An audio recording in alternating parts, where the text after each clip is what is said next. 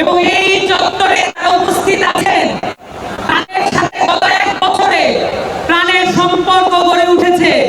কিন্তু এও সত্য এই শহীদ মিনারে গত বছর উপস্থিত থেকেও আমরা একে অপরকে চিনতে পারি নাই। কিন্তু এই গণঅভ্যুত্থান আমাদের সকলের প্রাণকে একত্র করে দিয়েছে। আপনাদের সাথে আমাদের এই আত্মিক সম্পর্ক কখনো মোছার নয়।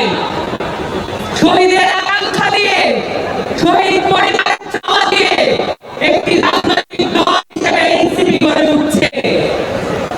আদালতের পরামর্শের ভিত্তিতে এনসিপি গড়ে উঠছে এবং সেই সাথে প্রতিটি জেলায় যত ভাই বোনেরা রাস্তায় নেমে এসেছিলেন, যত শহীদ পরিবারেরা আমাদের সাথে দেখা করার জন্য আকাঙ্ক্ষা নিয়ে বসেছিলেন, সকলের সাথে আমরা দেখা করে এসেছি। এবং আমরা এও বলতে চাই, আমরা বাতাসের আধ্যাত্মিক মর্যাদা বুঝি। প্রতিটি জেলার বাতাস আমাদের গায়ে লেগেছে।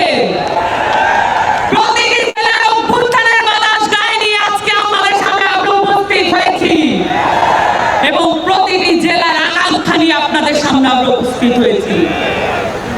এই আকাঙ্ক্ষার ভিত্তিতে এনসিপি গড়ে উঠছে এবং এই আকাঙ্ক্ষার ভিত্তিতে আমাদের ইশতেহার আপনাদের সামনে আজকে প্রেজেন্ট করা হবে।